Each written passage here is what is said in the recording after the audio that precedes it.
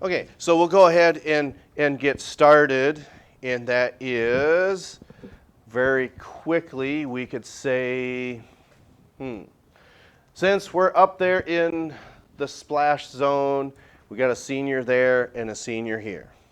Okay? So for the rest of you, left or right? Right. Okay, so that means over here. What is a gonadotropin? Mm-hmm. What? You could give two examples. A steroid or a non-steroid? No, steroids, right? My buzz just scored again. What was the question, Mr. McKay? What is a gonadotropin?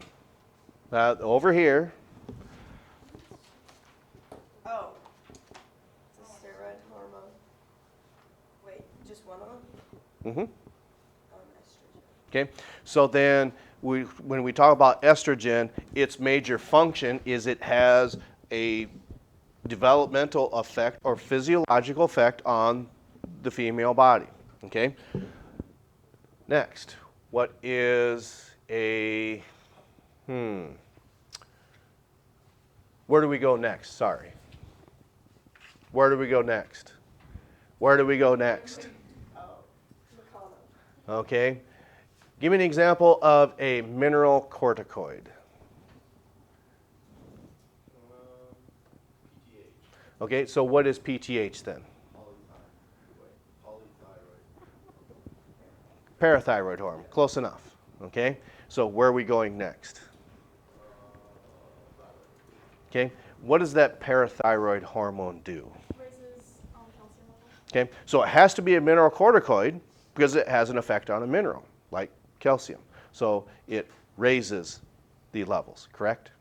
You sure? Yeah, so what are you looking down for? That's why we said you're sure. All right. Then where are we going next? Okay.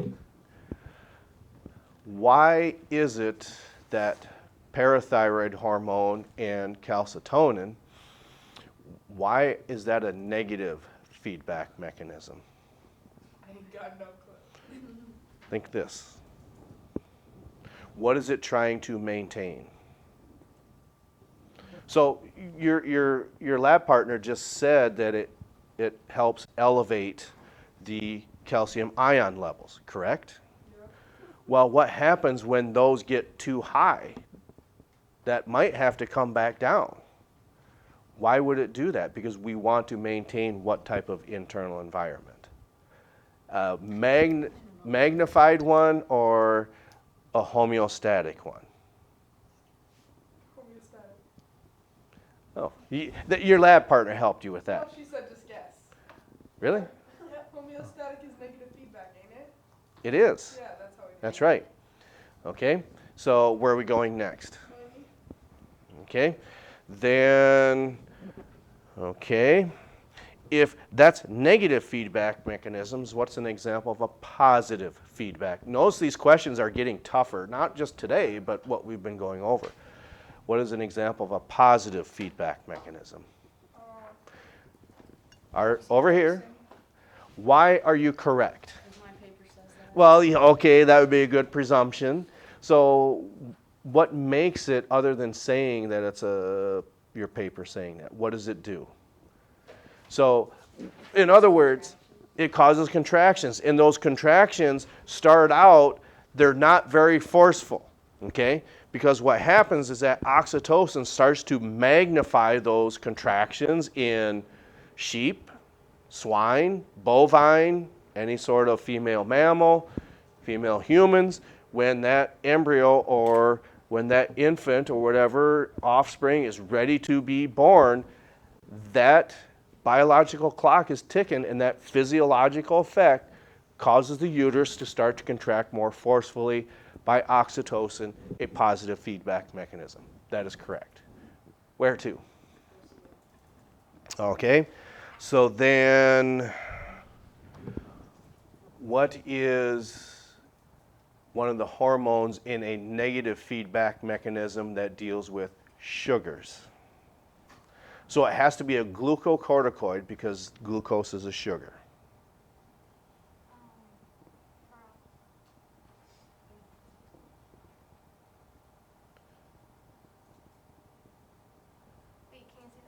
Okay, so what hormone would possibly act in a negative feedback mechanism that is a glucocorticoid? In other words, it has to have one that has a counteractive effect, just like parathyroid hormone and calcitonin. Those work in a negative feedback mechanism. But now we want sugars or a glucocorticoid. So what you'd want to do is look somewhere for a glucocorticoid that would have two hormones.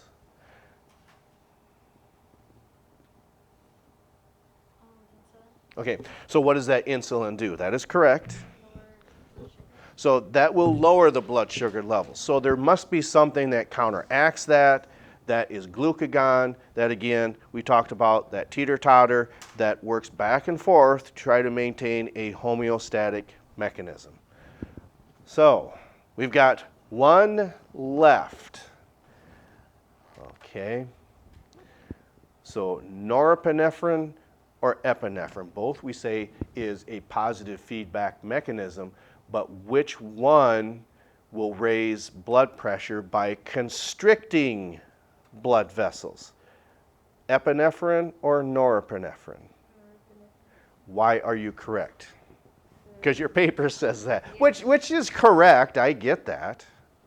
Because what does it say that norepinephrine does? It raises HR, which is, that's for everybody now, because we've answered the question correctly. Raises HR. What is HR? Heart rate. Your cardiac output goes up, okay? But one of the things that happens, the difference between the epinephrine and norepinephrine, yes, they do raise those effects, but for different reasons. Your epinephrine will prepare you for the flight or fight response. Your norepinephrine just works by constricting the blood vessels to send more blood to your brain, so it's more of a longer lasting effect, unlike its counterpart, epinephrine, which has a profound effect, but it doesn't last as long as the norepinephrine. So is this where we left off with last time? I remember this. So this one here? Okay. So then,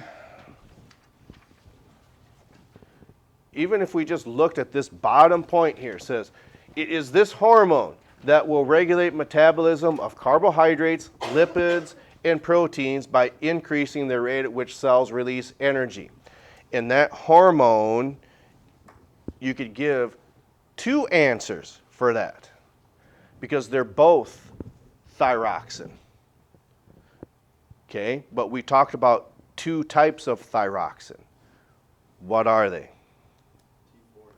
T4 and T3.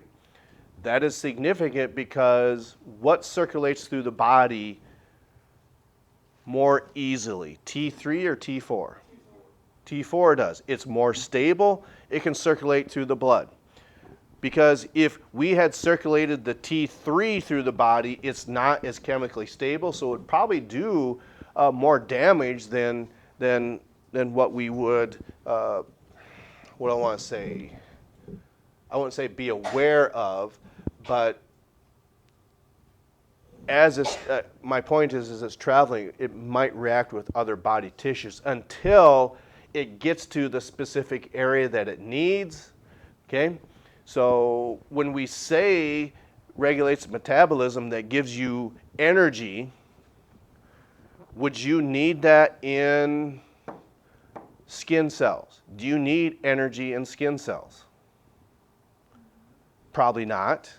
But what type of cell would probably need lots of energy? Not skin cells. What allows us to move? What type of cells? What are we flexing when we're writing or looking? Yeah, muscle cells would need an increased amount of this. So the body circulates T3, very stable. It gets to its assorted spot it needs to go, and then is converted to T3, which is much, much more potent. Okay.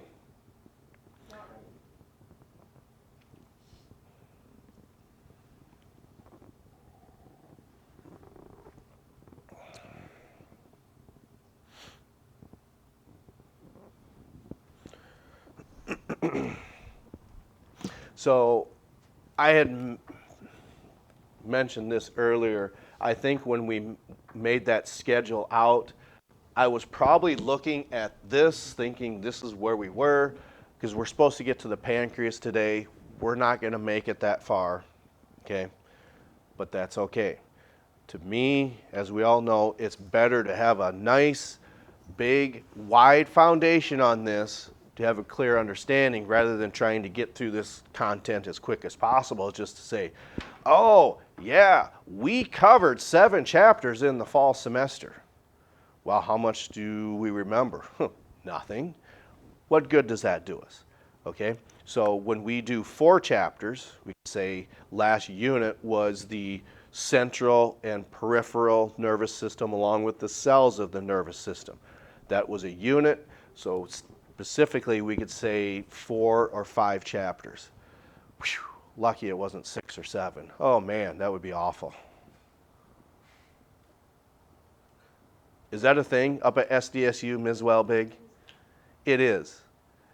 Do people go crazy when they hear those 2 numbers?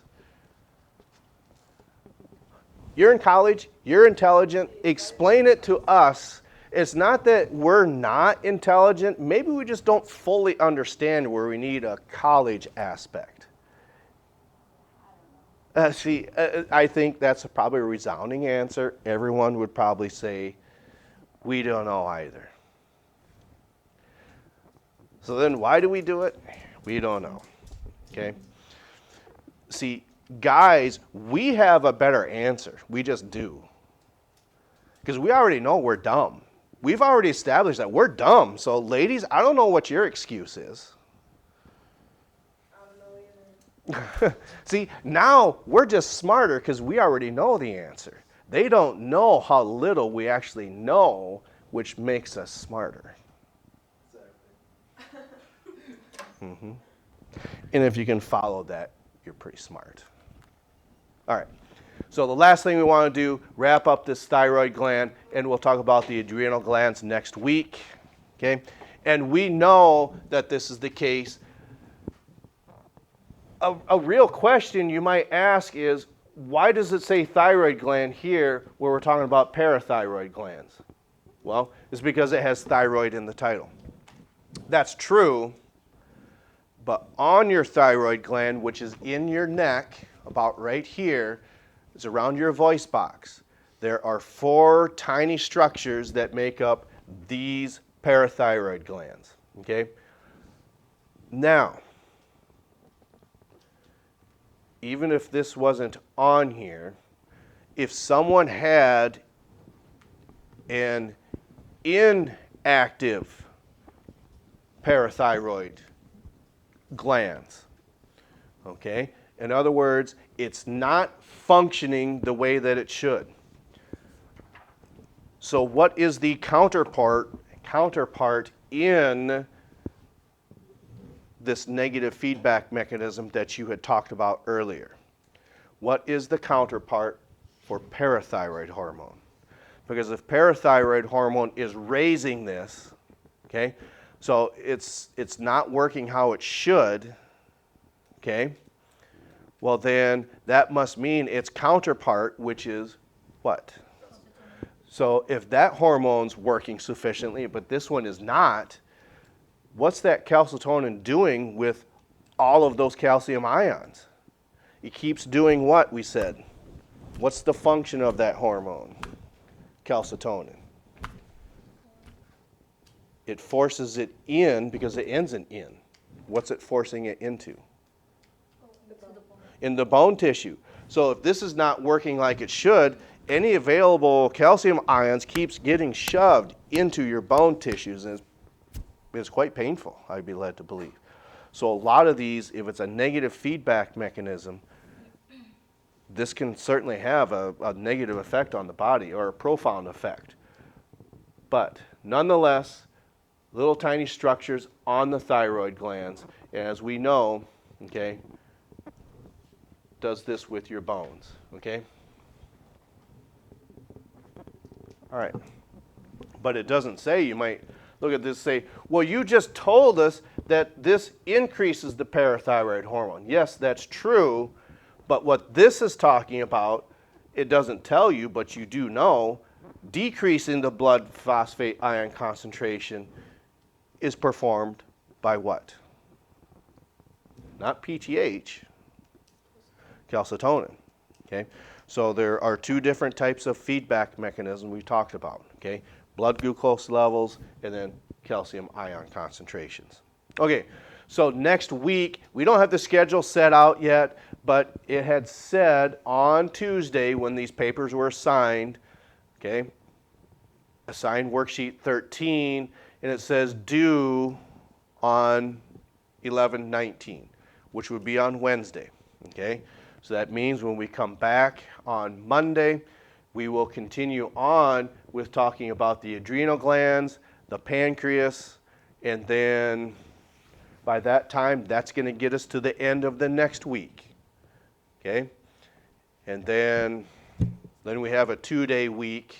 So we've got lots of time to wrap this up. No exams before Thanksgiving. Okay? So just want to give you that word ahead of time, that thinking, oh gosh, we got this break coming up. We're going to cram this in like calcitonin in. See, I'm not very good at music either, as you can tell. Sometimes just try to catch their attention. So again, we'll wrap this up at some point, and then 2-day week for Thanksgiving, and then when we come back, we actually start on December 1st again, because I think the last day of November is the 30th on Sunday. Monday, December 1st is when we'll start to wind down and get ready for this exam. All right, that's all I have. We'll catch up to you next time.